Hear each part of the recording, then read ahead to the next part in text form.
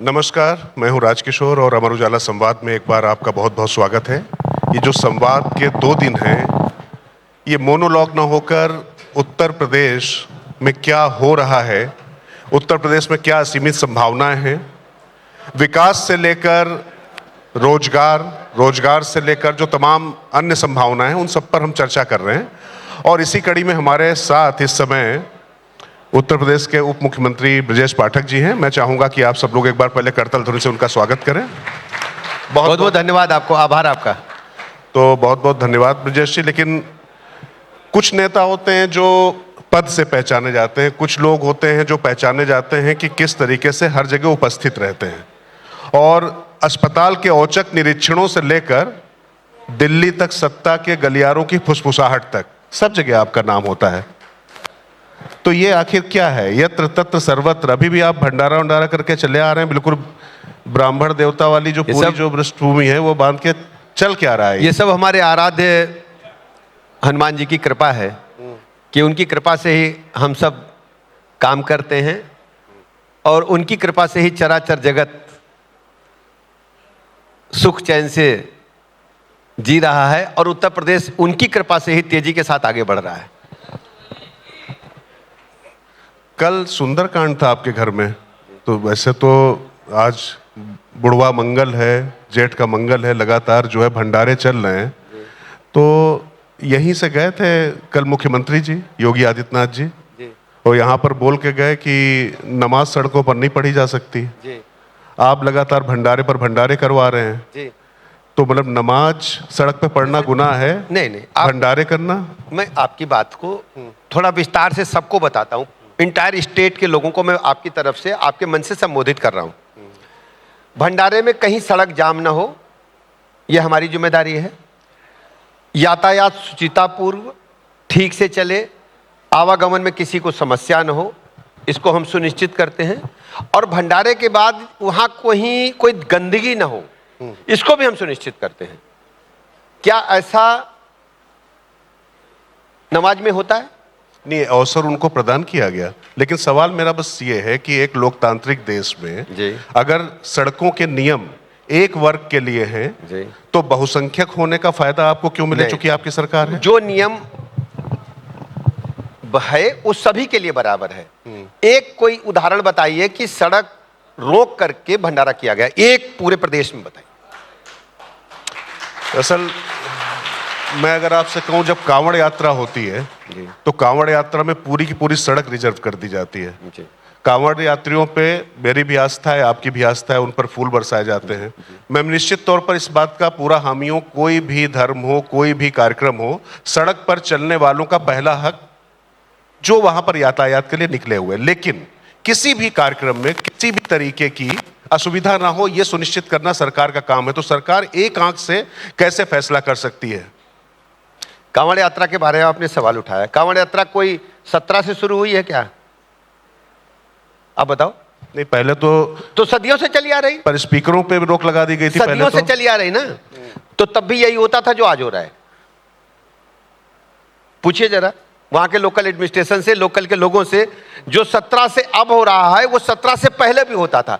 हमने सड़क के गड्ढे भर दिए हैं, जो बिजली के पोल लगे उनमें हमने प्लास्टिक के चिपकाए, कहीं कोई करंट ना लगे, खाने पीने के संसाधन उपलब्ध कराए हैं, सुरक्षा उपलब्ध कराई है, और अतिरिक्त हमने कुछ नहीं किया है। हाँ, वहां भी हमने डीजे की ऊंचाई कम की है कि कहीं कोई बिजली के पोल से टकरा ना जाए। कानून सबके लिए बराबर है।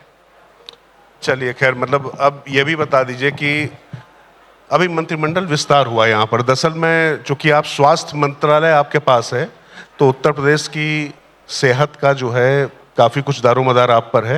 लेकिन राजनीतिक सेहत जो है उत्तर प्रदेश में भाजपा की, या मैं कहूँ पूरी राजनीति की, उसका भी बड़ा सवाल है। अभी मंत्रिमंडल विस्तार हुआ है, तो बातें तो हो रही थी कि आप अभी थोड़ी देर पहले दूसरे उप मुख्यमंत्री जी जो आपके सहोदर हैं श्री केशव प्रसाद मौर्य जी, वो भी यहाँ पर इसी मंच पर विराजमान थे। आप गए, वो भी गए कहाँ? दिल्ली मंत्रिमंडल विस्तार को लेकर। हमारी राजधानी है, हमारा घर है दिल्ली, हिंदुस्तान की राजधानी है, जाते ही रहते हैं, उसमें नहीं बात। चलिए मैं थोड़ा और स्पेसिफिक, पहले तो मैं दिल्ली में ही रहता था।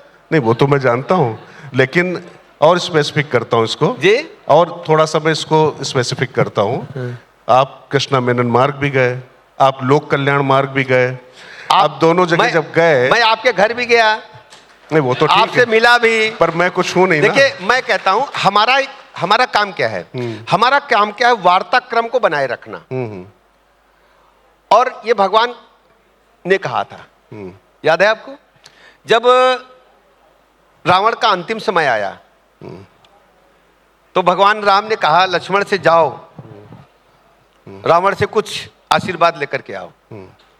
तो गए, वो रावण के सर के पास खड़े हो गए तो कुछ बोला नहीं। तो राम ने कहा फिर जाओ, अब दूसरी तरफ खड़े होना। जब लक्ष्मण जी रावण के पास दोबारा गए और उसके चेहरे के बजाय उसके नीचे की तरफ खड़े हुए और चेहरे को देखा, तो रावण ने कहा कि कभी भी कोई स्थिति आ जाए वार्ताक्रम बनाए रखना। तो मेरी जिम्मेदारी है वार्ताक्रम बनाए रखे, उसके तहत हम काम कर रहे हैं। नहीं, मैं यही कह रहा हूं कि संगठन और सरकार के बीच में, और कई बार लगता है दिल्ली और लखनऊ के बीच में, सेतु की भूमिका जैसे ब्रजेश पाठक निभा रहे हैं। हमारा मानना है, देखिए हम एक छोटा से कार्यकर्ता हैं और सब कुछ मिलजुल करके, जो परिवार आप देखते हैं ना, पूरा प्रदेश हमारा परिवार है और हम सब कार्यकर्ता एक दूसरे के साथ मिलकर के काम करते हैं। कहीं कोई ऐसा नहीं है कि जिधर आप इंगित कर रहे हैं, सब लोग मिलजुल करके काम करते हैं।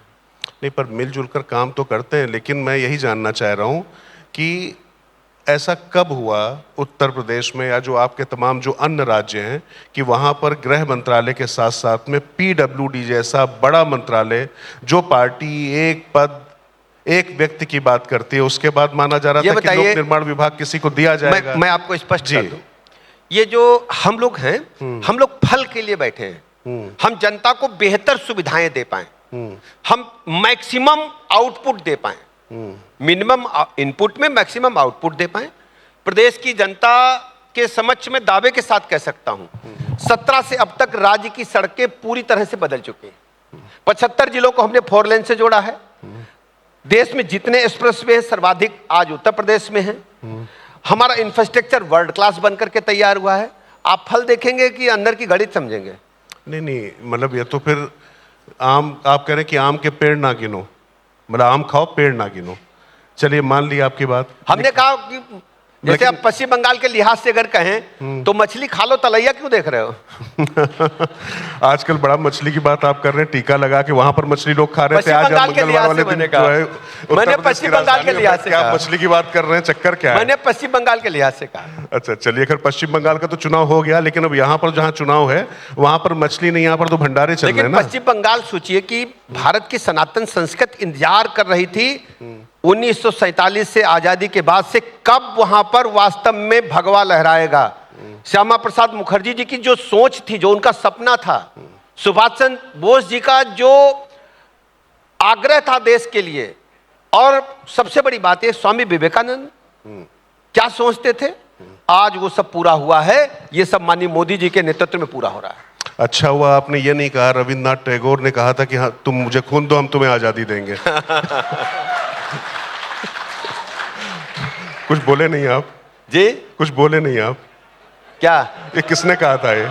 मतलब तुम मुझे खून दो, हम तुम्हें आजादी देंगे। गुरुदेव रविंद्रनाथ टैगोर जी हमारी सनातन संस्कृति के ध्वजवाहक रहे हैं जी। रविंद्र संगीत आज भी हमारी हृदय की धड़कनों में सुनाई देता है जी। भारत का हर संगीत प्रेमी रविंद्र संगीत को सुनकर के मंत्रमुग्ध हो जाता है और उस पर इस प्रकार का, मतलब मैं कह सकता हूं कि पूरा देश दुनिया रविंद्र संगीत सुनना चाहती है। चलिए मैं थोड़ा सा अब कल फिर से सुंदरकांड पे आता हूं। जब कल योगी जी आपके पास आए तो सुंदरकांड में 2 चौपाई है, एक चौपाई एक दोहा है, तो कौन सा आपके दिमाग में आ रहा था? उस पे कल के घटनाक्रम पे क्या कहना चाहेंगे? प्रविश नगर कीजे सब काजा, हृदय राग कौशलपुर राजा, या ये कहेंगे विनय न मानत जल जड़ गए 3 दिन बीत, बोले राम सकोप तब भय बिन होए न प्रीत? हमारा तो मानना है ये, जो इच्छा करियो मन माही, राम कृपा कुछ दुर्लभ नहीं। क्या बात है। चलिए, तो खैर अब मैं थोड़ा सा एक बहुत गंभीर मसले पर, चूंकि जो मुझे विषय दिया गया था, अब इसी मंच से पूरे देश में उस विषय की गूंज है। इस मंच से योगी जी आपके घर जाते हैं, उसके बाद उसकी गूंज है, तो मुझे इन सब विषयों को लेना था। लेकिन जो आपका स्वास्थ्य से जुड़ा हुआ विषय है, थोड़ा उस पर भी आऊंगा मैं जी। लेकिन एक आखिरी बार और प्रयास कर लेता हूं। मैं जानता हूं कि आपसे कुछ निकलवाना बहुत मुश्किल है, लेकिन फिर भी रेत से मैं तेल निकालने की कोशिश कर रहा हूं।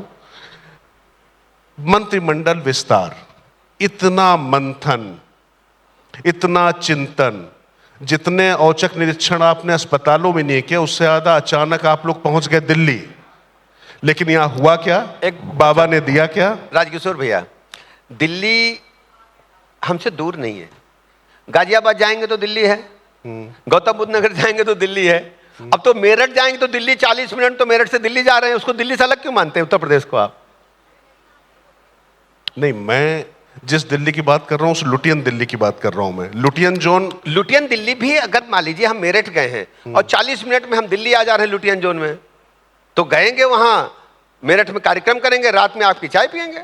पर ब्रजेश पाठक जी अगर सीतापुर, हरदोई या बनारस या गोरखपुर कहीं पर भी जाएंगे तो किसी लक्ष्य को संधान करके ही जाएंगे जी। तो उसके बाद दिल्ली यूं ही तो आप नहीं पहुंच पाएंगे। आप तो राहुल गांधी नहीं है ना कि सिंगापुर चले गए। ऐसा होता है, ऐसा जैसे गाजियाबाद में कार्यक्रम लगा, हाँ। कार्यक्रम हो गया तो दिल्ली में हमारे 10-20 मित्र रहते हैं, सबकी चाय पी ली, बुजुर्गों का आशीर्वाद ले लिया, किसी का खाना खा लिया, तो एक देखिए तारतम्य बना रहता है। हमारे आपके दिलों का हाल अंतरित होता रहता है एक दूसरे के बीच में। अच्छा, पर एक बात बताइए, सब लोग बैठे हुए सब जानना चाहते हैं कि जब आप जाते हैं जी। तो अमित भाई, मोदी जी उत्तर प्रदेश को लेकर आपसे क्या बात करते हैं? क्या फुसफुसाते हैं या क्या कहते हैं? एक बार बता दीजिए जरा। उत्तर प्रदेश राज्य को विकसित राज्य के रूप में स्थापित करने के लिए माननीय प्रधानमंत्री जी के विकसित भारत के संकल्प को पूरा करने में हमें और क्या चाहिए, माननीय प्रधानमंत्री जी, माननीय गृह मंत्री जी, माननीय रक्षा मंत्री जी हमेशा कहते हैं। तो अब इसी कड़ी में आ जाऊं, शक्ति के विकेंद्रीकरण पर भारतीय जनता पार्टी का हमेशा से भरोसा रहा है और इसको लेकर चाहे श्यामा प्रसाद मुखर्जी जी रहे हो, चाहे पंडित दीनदयाल उपाध्याय से लेकर अटल बिहारी वाजपेयी और नरेंद्र मोदी तक ये परंपरा चलती चली आ रही थी। तो ये शक्तियों का जो केंद्रीकरण है उत्तर प्रदेश में, इसको लेकर कुछ बेचैनी नहीं है? नहीं, कोई बेचैनी नहीं। देखिए उत्तर प्रदेश तेजी के साथ आगे बढ़ा है। पानी, बिजली, सड़क, स्कूल, अस्पताल, लॉ एंड ऑर्डर, लोगों की प्रतिभक्ति आय हम 3 गुनी कर चुके हैं। हमारा बजट 3 गुना हो चुका है। उत्तर प्रदेश का नैरेटिव बदल चुका है। पहले बीमारू राज्य था, अभी आए होंगे भैया, पूछते कि क्या था, 4 दाएं बनाने का मौका मिला? नहीं, वो तो बहुत कुछ कह गए, अभी उन वो पे भी खाली आते कह ही रहे हैं, लेकिन मेरा ये कहना कि हमारे आपके कहने से नहीं, पब्लिक, जनता जनार्दन जो कहे वही सही है। जनता जनार्दन से पूछिए।